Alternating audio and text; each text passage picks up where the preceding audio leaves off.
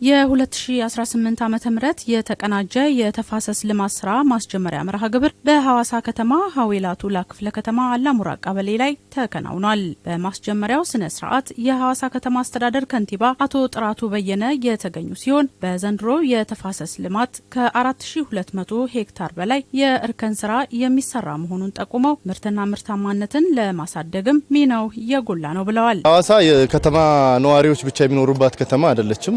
ዙሪያዋ ላይ የአርሶ አደር ቀበሌዎች አሉ።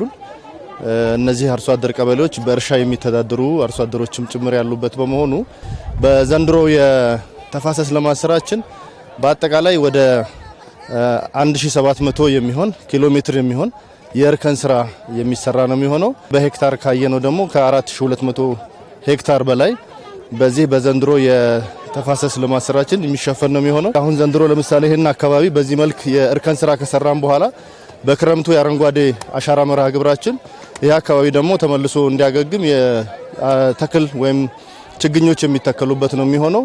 ይሄ ውሃውን ሲይዝ ችግኞቹ ሲጸድቁ ደግሞ እንዲህ አይነት ደረቃማ አካባቢዎች ምርታማ የሚሆኑበት እድል ይፈጥራል።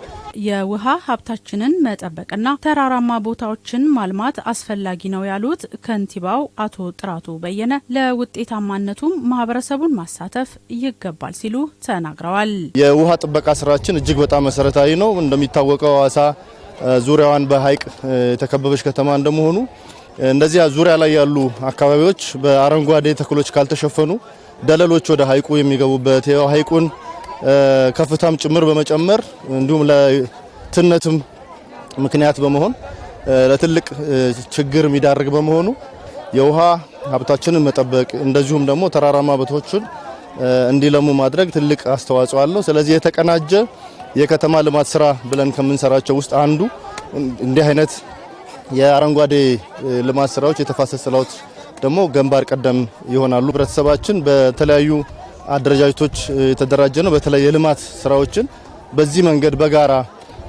በመተባበር በአንድነት የሚሰራበት የራሱ የሆነ አደረጃጀት አለው። በዚህ መልክ አስተባብረን ከተጠቀምን የህዝብን አቅም በላቀ ደረጃ በመጠቀም ውጤታማ መሆን እንደሚቻል የሚያሳይ ነው። በሐዋሳ ከተማ አስተዳደር የእርሻና ተፈጥሮ ሀብት ልማት መምሪያ ኃላፊ አቶ ስጦታው ከንቲባ በተፋሰስ ልማቱ ከ40 ሺህ በላይ የማህበረሰብ ክፍሎች የሚሳተፉ ሲሆን ከዚህ ባለፈም ለአረንጓዴ አሻራ የራሱን አስተዋጽኦ እንደሚያበረክት አመላክተዋል።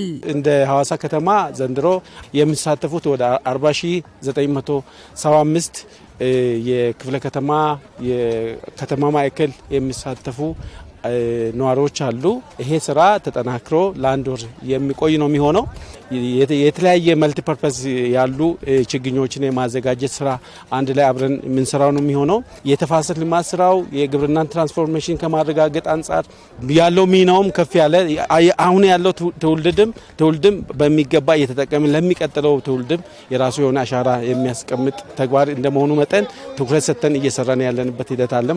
የተፋሰስ ልማት ማስጀመሪያ ላይ የቱላ ክፍለ ከተማ ነዋሪዎች፣ አርሶ አደሮችና ሌሎች አካላት ተሳታፊ ናቸው ያሉት የክፍለ ከተማው አስተዳዳሪ አቶ ሽጉጤ ሹራሞ በዚህም ራሱ ህብረተሰቡ ተጠቃሚ ስለመሆኑም አንስተዋል። ከዚህ በፊት ይሄ ተዳፋታማ መሬት ጎርፍ እየወረደ ዝናብ ጠርጎ ለም አፈሩን እየወሰደ በጣም እየተጎዱ ነው የነበሩት። ይሄ ደግሞ እርከኖች ሲሰራ ጠረጴዛማ እርከኖችም ሲሰሩ በተፋሰስ ውስጥም ይሄ ነገር ሲሰራ ከፍተኛ ተጠቃሚ ነው የሆኑት። በነቢ እርባታ ተጠቃሚ መሆኑን አውቆ ህዝቡ በነቀስ ወጥቶ ነው እየሰራ ያለው። ያነጋገርናቸው ተሳታፊዎችም በተፋሰስ ልማት ስራው ተጠቃሚ መሆናቸውን ገልጸው ይህንንም አጠናክረው እንደሚቀጥሉ ተናግረዋል። ተፋሰስ ከወጣ ወዲህ ሁሉም ሰርቶ አርሶ አደር ሁሉ ተጠቃሚ ሆኗል። እኛም ብዙ ጥቅም አለን። ድሮ ምድረ በዳ ሆኖ ሰው እየተቸገረ በፀሐይ ሁሉ ነገር እየተባከነ በችግር ውስጥ ነበረ ህዝቡ። አሁን ህዝቡ እየተጠቀመ ነው። በፍሬውም በሌላውም በጥላም በሁሉ ነገር እየተጠቀመ ነው። አገሩ እየለማ ነው።